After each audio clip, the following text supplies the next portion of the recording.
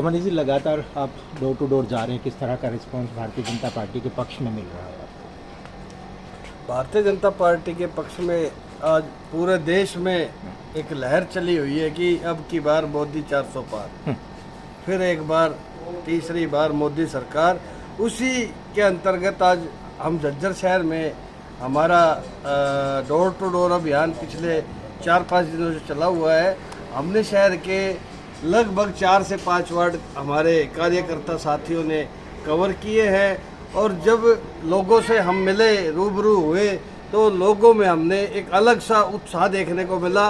लोग अपना मन बना चुके हैं कि हम फिर से तीसरी बार मोदी सरकार को बनाने का काम करेंगे और बहुमत से हम कमल का फूल को दबा करके डॉक्टर अरविंद शर्मा को जिताएंगे। हर बूथ से 370 वोट एक्स्ट्रा के लिए जो प्रधानमंत्री ने अपील की, क्या उस पर भी फोकस किया जा रहा है जनाब? प्रधानमंत्री की अपील करने के बाद अब ऐसा देखने को मिल रहा है कि 370 ही नहीं, हम 370 को क्रॉस करके हर बूथ पे, जैसे हम देश में 400 सीटों को पार करने जा रहे हैं, वैसे ही हम हर बूथ पे 400 वोटों को पिछली बार से ज़्यादा लेकर के हम मान के चल रहे हैं कि हमारी 400 वोट ज़्यादा आएंगी और प्रधानमंत्री जी का जो सपना है विकसित भारत का, उसको सब लोग अपनी आंखों से फलीभूत होते हुए देखना चाहते हैं। इसीलिए वो प्रधानमंत्री मोदी जी के पक्ष में खड़े हैं और सबने अपना मन बना लिया है कि हम भारतीय जनता पार्टी को एक तरफा जीत दिला करके हम चुनाव जिताने का काम करेंगे। कांग्रेस पार्टी ये कह रही है कि संविधान को खतरा होगा। 400 अगर सीटें अगर भाजपा को मिलती है तो संविधान को खतरा होगा, उसे किस तरह से देखते हैं जनाब? जब कांग्रेस की सीट इंदिरा गांधी जी जब एक्सपायर हुई थी, उसके बाद जब राजीव गांधी ने चुनाव लड़ा था तो देश में उस समय माहौल बना था, उनकी 400 पार सीटें आई थी।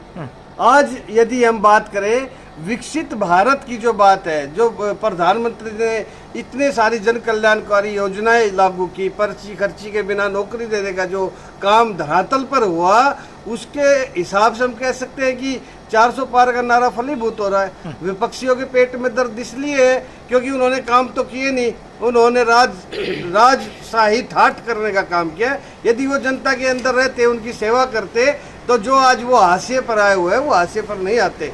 आज नरेंद्र मोदी जी ने और उनकी पूरी टीम ने हर प्रदेश में सभी ने बढ़ चढ़ करके हिस्सा लिया और जो जन कल्याणकारी योजनाएं थी उसको धरातल पर लागू किया और उस लागू होने के बाद सभी लोगों ने उसका फ़ायदा उठाया। आज PMRY योजना के तहत जो आवास योजना, हमारे शहर में 700 से ऊपर घर बनने का जो काम हुआ वो अपने आप में एक अलग ही हुआ। उज्ज्वला गैस योजना के तहत सिलेंडर मिले, हर नल में जल आ गया है। सभी जगह जहाँ सीवर लाइनें नहीं थी वहाँ सीवर लाइनें बिछ चुकी है। जो टूटी सड़कें हैं, अब ठीक है, आज हमारे शहर में हम मानते हैं कि कुछ सड़कें ऐसी रह गई है जो टूटी हुई है। अब हाथ पे तो सरसों उगती नहीं। जब ये कांग्रेस की जब 10 साल सरकार रही, यदि वो काम कर देते तो आज ये दयनीय स्थिति नहीं होती। लेकिन हम समय रहते हम इन सारे विकास कार्य को पूरा कराएंगे और मैं जनता से अनुरोध करूंगा हाथ जोड़ करके, ये छोटी मोटी जो सड़क, गली नाली और पुलिया को ना देखे।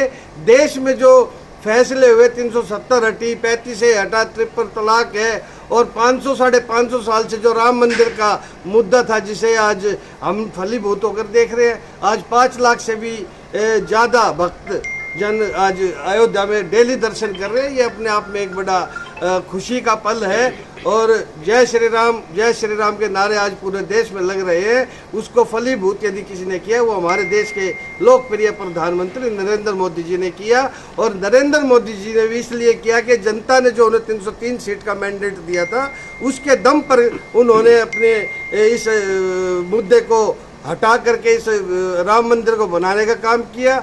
और जो 400 पार का नारा, मैं ये कहता हूँ कि जितनी चीज़ें बची हैं, जो लोग सोच रहे हैं उससे कहीं ज़्यादा होने जा रहा है।